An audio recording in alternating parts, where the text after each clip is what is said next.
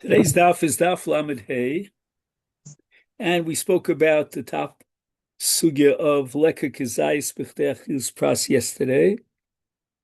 So we'll start with Rav Yonasan on the second line. So we're on daf lamed hey. Amar Rav Yonasan, Amar Rebbe, ha'ochel shlishi shel truma atzma asur lechol umuta liga. So we have now a new halacha, which means that eating truma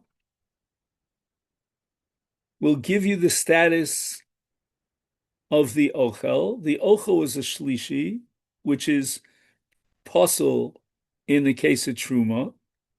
And now if you eat this shlishi of truma, again, we're not talking about something that is considered like truma, meaning betaras truma, as we'll soon see, but rather truma itself.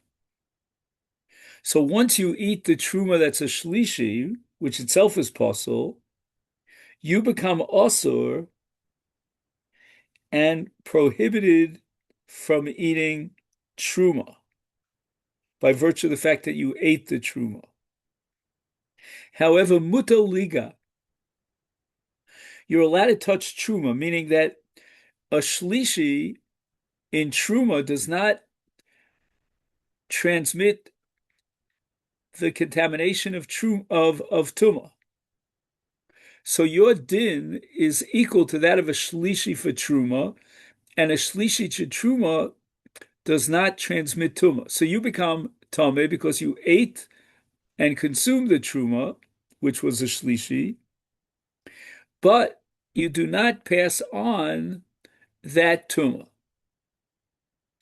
Now, the truth be told is that on the previous Amud, we learned the same halacha in the name of Ula, but Ula went a step further because Ula was addressing not a case where he ate truma per se, but he ate Chullin altaras truma. And now the Gemara says, "V'itzrich di ula v'itzrich di Rabbi Yonasan." We need both halachos, the rulings of both Ula and Rabbi Yochanan. And herein we'll see the contrast where Ula went a step further than Rabbi Yonasan. De'imi de Ula, when Ula gave the status of truma to Chullin altaras truma,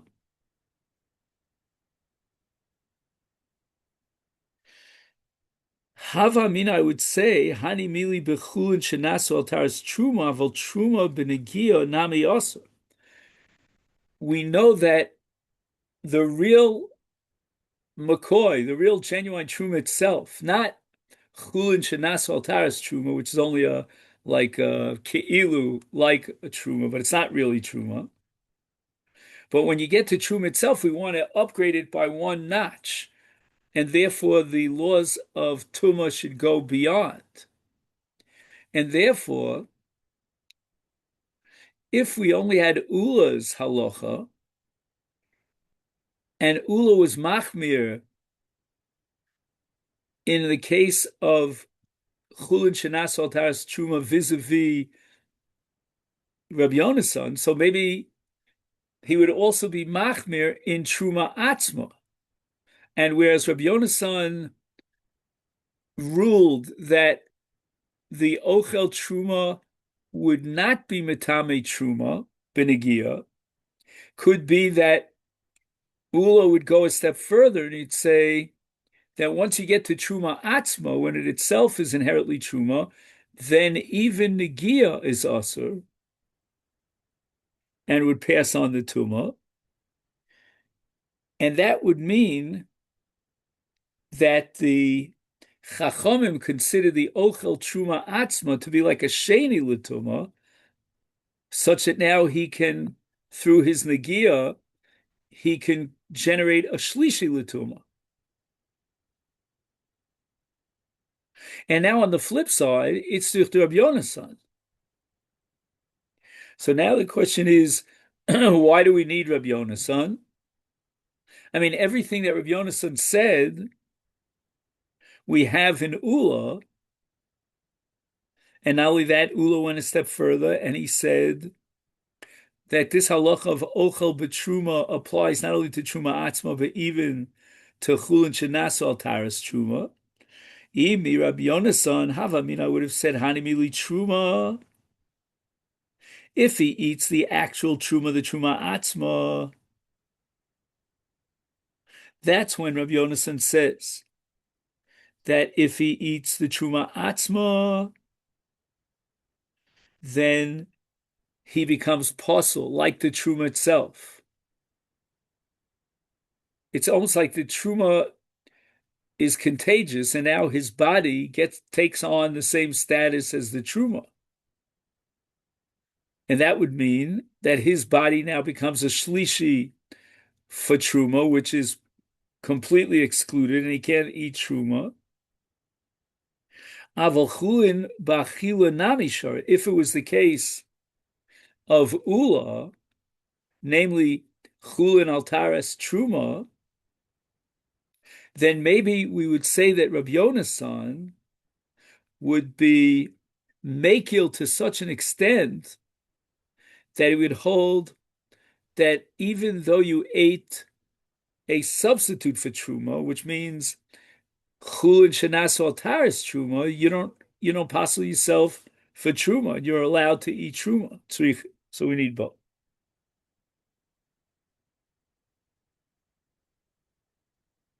Okay, now putting aside this case of chulin b'shlishi altaras truma, the Gemara now goes back to the sugya on daf lamedalin amid beis regarding the case of chulin altaras kodesh. Yosiv Rabbi Yitzchak bar Shmuel bar Marta kamid Rab Nachman v'Yosiv v'ka'amar ha'ochel shlishi shel chulin shenasu altaras hakodesh. So we're no longer discussing Taras Truma, but now we're going back to the original discussion about Taras Kodesh. Is now we would say that because he ate Shlishi of Chulin, Al Taras HaKodesh, he too should become a Shlishi by virtue of the fact that he consumes the Shlishi of Chulin. And that Chulin has like a quasi status of Kodesh. Comes along Rav Yitzchak bar Shmuel, and he says, Tor lechol b'kodesh. Meaning that you would have said that he becomes now a shlishi l'tuma, like the chulin that he ate, which was a shlishi,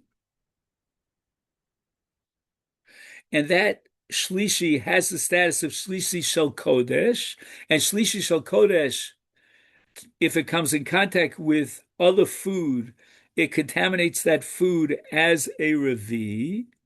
The Chiddush Gadol here, the great Chiddush of Rav Yitzchak bar Shmuel is Ein lecha davar shoseh revi b'kodesh ela kodesh mekudash bilvad. In other words, there are two categories of kodesh. One category is what we call kedushas haguf, and we'll explain. The other category is called kedushas peh. Kedushas peh is on a lower level. When a person says, I will treat chulin like kodesh, that's only kedushas peh. So that chulin takes on the status of kedushas peh, a verbal, oral declaration. But then you have something in Kodshim. Let's say, for example, I have an animal here, so I'm magdish the animal, that's Kedushas Peh. And then when I shech the animal, and I'm a kabbalah the dam, etc., the avoda itself, or the shechita itself, generates an upgrade from the status of Kedushas Peh to Kedushas Haguf. Comes along Rabbi Yitzchak Bar Shmuel, and he says that Chulin shenasu al taras kodesh, that only has the kedusha of peh. It was an oral commitment on his part, but it does not have kedusha saguf because it's not brought on the mizbeach. You can't take chulin and bring it on the mizbeach and say, "Well, I accepted that I would be shomer this chulin like bitara, like it as if it were kodesh." No, it's not kodesh. And therefore, the halacha says, Rabbi Yitzchak Bar Shmuel, that you can pass on through negia a kedusha, a tumas shlishi to create a revi. That's only with regard to that which has kedushas haguf.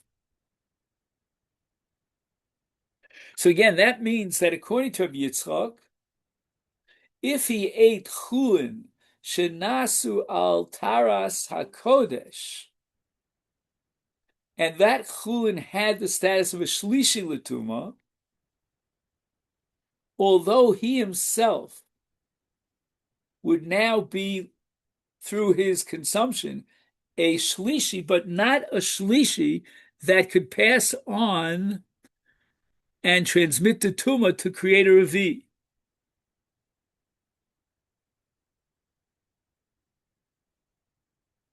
She'ein l'cha davar shoseh revi ba'kodesh ela kodesh mekudosh, where it's itself has the kedusha of kedusha saguf.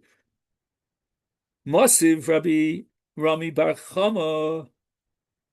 Rabbi Chama now is going to raise an objection to Rabbi Yitzchak based on a Mishnah, and Rabbi Yeshua's opinion is quoted in the Mishnah. Shlishi sheni l'kodesh. In other words, when you consume something that has the status of a shlishi, then Rabbi Yeshua says we upgrade your status of tumah to that of a sheni. So therefore, shlishi, if you ate shlishi, is sheni l'kodesh. You now have a much more severe status of kedusha. Now let's take a break and let's say, for theoretically, that we're talking about chulin shenasu al taras hakodesh. If we're talking about chulin shenasu al taras hakodesh, then once you impose on the ochel the status of a sheni, it means that he could be metame, he'll pass on his tumah by coming in contact with other foodstuff. V'ein sheni l'truma. In other words, we're much more machmir in kodesh than we are in truma. Truma is a lower level of sanctity. Therefore, this new halacha that was formulated by the Mishnah in the name of Rabbi Yeshua, that you go up a level from, because you consumed a shlishi, now you go up to that of a sheni, that's only vis-a-vis kodesh, but not vis-a-vis truma. As far as truma is concerned, you're a shlishi, and a shlishi could not possibly pass on to a revi because there's no revi in truma. But now the Mishnah continues and tells you explicitly that we're talking about chulin shenasu al taras hakodesh, and that's against Rabbi Yitzchak Bar Shmuel, because according to Rabbi Yitzchak Bar Shmuel, if you consumed chulin shenasu al taras hakodesh that was a shlishi, you cannot pass on your contamination to create a revi. And here it says that it became a sheni. So if by eating chulin shenas al taras hakodesh that was shlishi, he became a sheni, it means that with his contact with other food stuff, it becomes a shlishi letuma. How could that be? According to Reb Shmuel, according to Reb Yitzchak Reb Shmuel, it doesn't have the status of gufo kodesh. It doesn't have kedushas haguf. Halav kodesh mekudeshu. Amalei. So Rabbi Yitzchak is now going to try to defend himself against this onslaught of Rami Bar Chama, and he says, Hanach l'truma.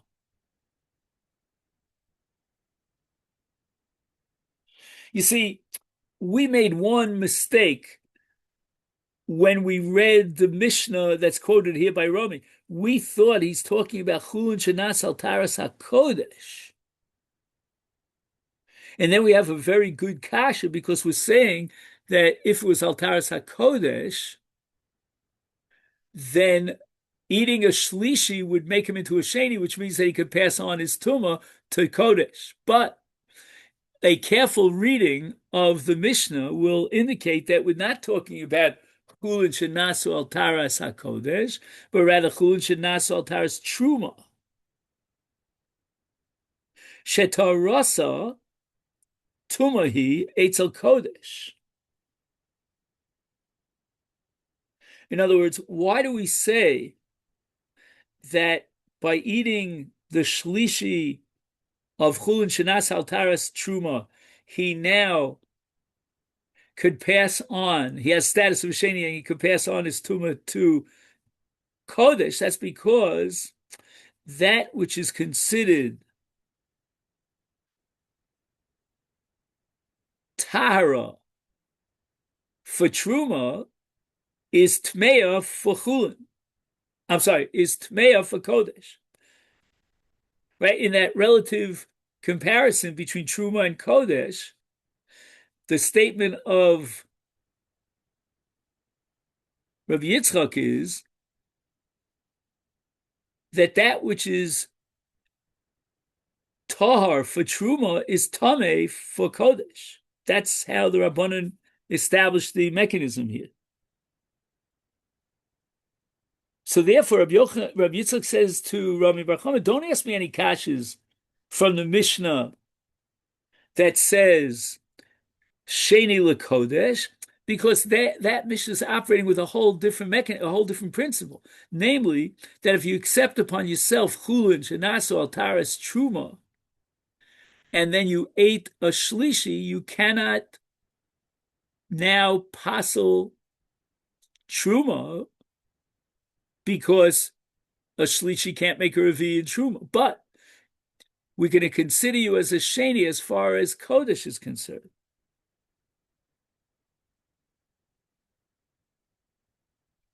And again, why will we consider it a sheni as far as Kodesh so he could pass on the Tumah? That's because, as we said before, he accepted upon himself Chulin al Taros HaKodesh.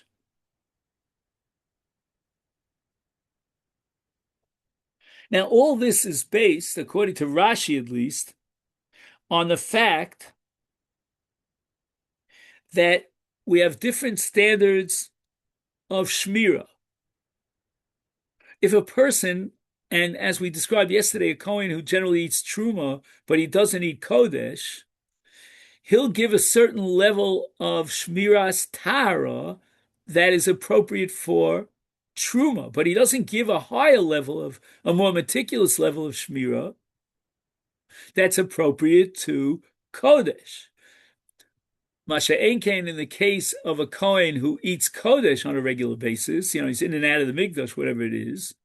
So in his context, his Kabbalah of Chulin al Tara would be al Taras HaKodesh. And that which was considered Tahar for al Taras Truma would be considered Tameh as far as Taras HaKodesh.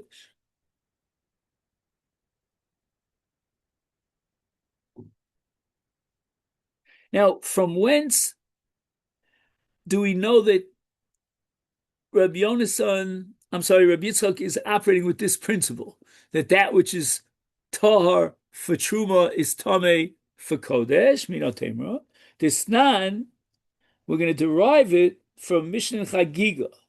Right, there are a lot of Mishnayos and Chagiga that deal with the gzeros of Tumah and the levels of Tumah with regard to Truma and with regard to Kodesh. And now we get to the case of an Amoritz. An Amoritz is not that meticulous about Tumah V'Tara. That's not on his agenda. And therefore they established that Big Day Amoritz Midrash LePrushim. The Prushim are those who are careful about Tumah and Tara, right? They're scholars. And they're going to consider clothing of the Amoritz to be Tameh B'Tumas Midrash. Midrash means when, let's say, a Nido or a Zav or a Zava will sit, and their weight down on a cloth, on clothing, that clothing becomes Tameh. And we're going to assume, as established by the Mishnah in Chagiga, Daf Yud Ches, that whenever you access, if you're one of the Prushim, you access one of the begadim of an Amoritz, then you must assume that cloth, that clothing, is medris. It's Tameh B'Tumas medris. Let's say his wife was a Nida and she sat on these clothing. Now we have another level as we go up the ladder of Shomrei Tahara, and that's the level of Ochlei Truma. So now we're on level 2.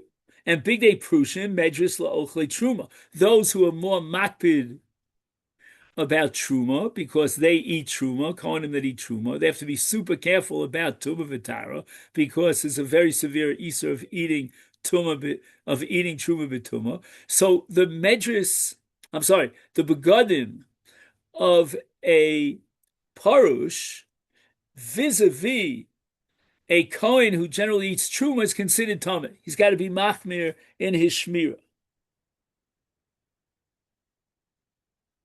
And then we want to go up one more level to what we call Ochlei Kodesh, because so far we only got up to the level of Ochlei Truma.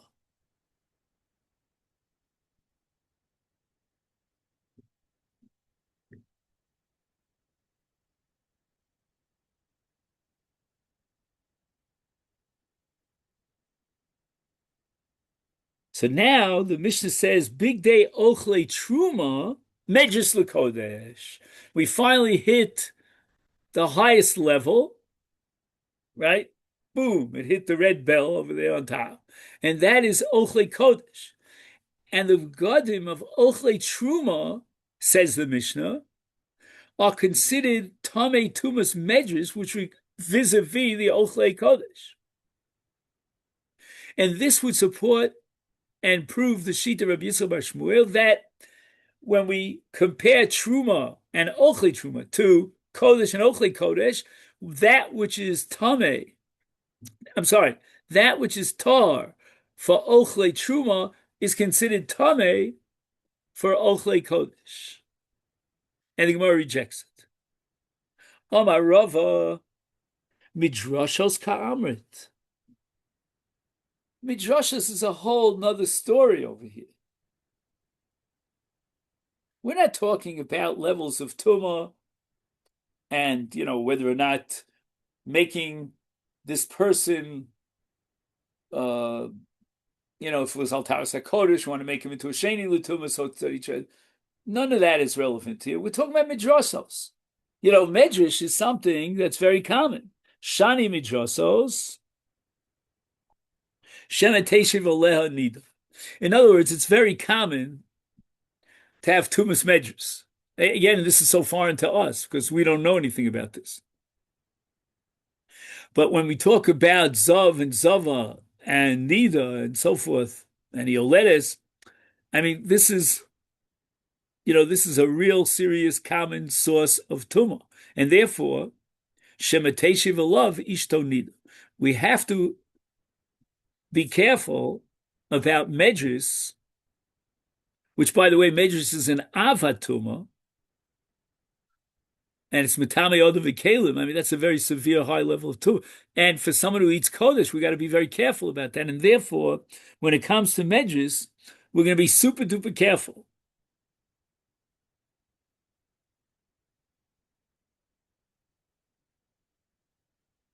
So that's as far as begodim are concerned. Shemetei shevoleh ishto nida.